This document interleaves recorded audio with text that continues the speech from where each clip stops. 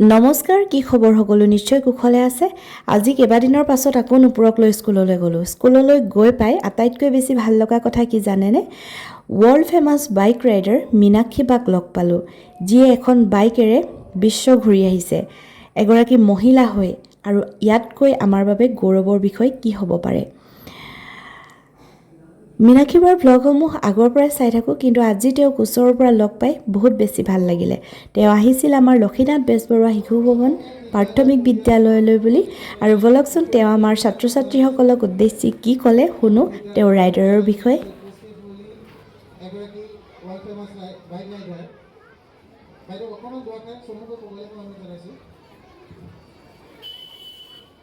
Good morning.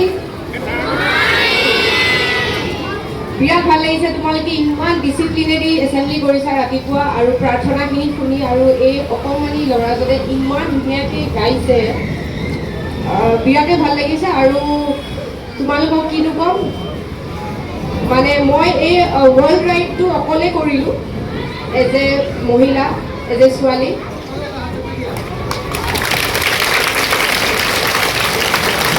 আৰু মই কেতিয়াও বাহিৰলৈ যোৱা নাছিলোঁ দেই। মই আগতে কেতিয়াও ফৰেন কাণ্ট্ৰি ফুৰা নাই।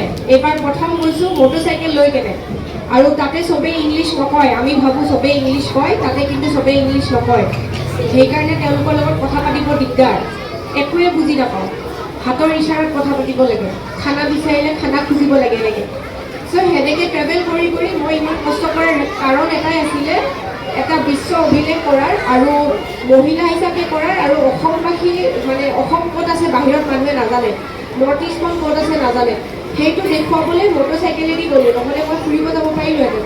সেইকাৰণে চবেই যদি এটা উদ্দেশ্য লৈ কেনে ওলাই আমাৰ লাইফত, মানে যিকোনো বাইক চলোৱা বুলি মই কোৱা নাই, তোমালোকে যদি লাইফত যেনেকৈ এক্সাম দিব বিচাৰিছা, কোনোবাই ডান্স কৰিব বিচাৰিছা, কোনোবাই পয়েট হ'ব বিচাৰিছা, তুমি নিজৰ ওপৰত বিশ্বাস ৰাখিবা, ভালকৈ কাম কৰিবা, ভগৱানৰ প্ৰাৰ্থনা কৰিবা, আৰু মা দেউতাৰ আশীৰ্বাদ লৈ, আৰু টিচাৰ্ছৰ শিক্ষক সকলোৰে আশীৰ্বাদ লৈ ওলাই যাবা, তোমালোকে এচিভ কৰিবাই। আজি মই আশীৰ্বাদৰ কাৰণে আৰু সকলোৰে সহযোগৰ কাৰণেহে কৰিব পাৰিছোঁ, নহ'লে মই কৰিব নোৱাৰিলোহেঁতেন।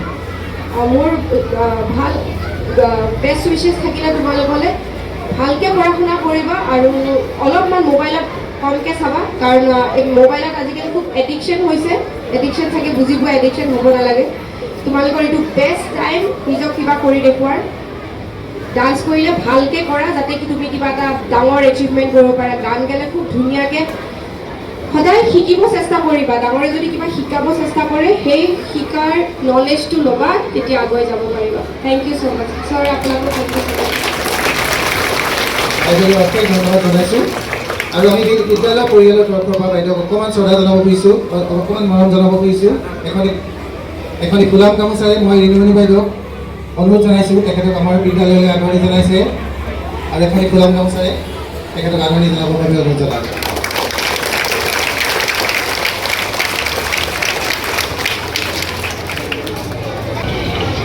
ধন্যবাদ বাইদেউক। আমি পুনৰ পৰৱৰ্তী সময়ত আকৌ পুনৰ আমাৰ বিদ্যালয়ত লগ পোৱাৰ আশা কৰিলোঁ। এজন আতীশ গুপ্তা আৰু এজন অনিৰ্বাণ দত্ত, এই দুজন আমাৰ স্কুলত পঢ়ি যোৱা ছাত্ৰ। গতিকে তেওঁলোকো আজি ৰাইডাৰ, আৰু বিভিন্ন ক্ষেত্ৰত তেওঁলোক জড়িত আছে। অনিৰ্বাণ এজন ভাল ব্যৱসায়ী, আৰু এওঁ ভাল ব্যৱসায়ী। গতিকে আমি তেখেতলোকৰ লগত, গতিকে সকলোকে ধন্যবাদ জনালোঁ। আৰু তেওঁলোক আৰু বহুতো আগবাঢ়ি যাওক, তেখেতলোকৰ নাম গোটেই পৃথিৱীত আৰু উজ্বলি উঠক।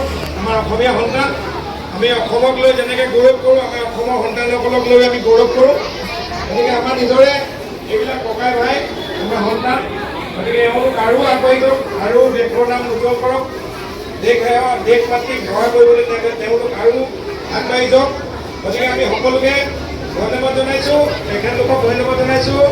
লগতে আমাৰ অভিভাৱকসকলে আৰু ছাত্ৰ ছাত্ৰীসকলে এটা আৰু ইফালে শেষত সকলোৱে বাইদেউৰ লগত একপি একপি ফটো উঠিছে।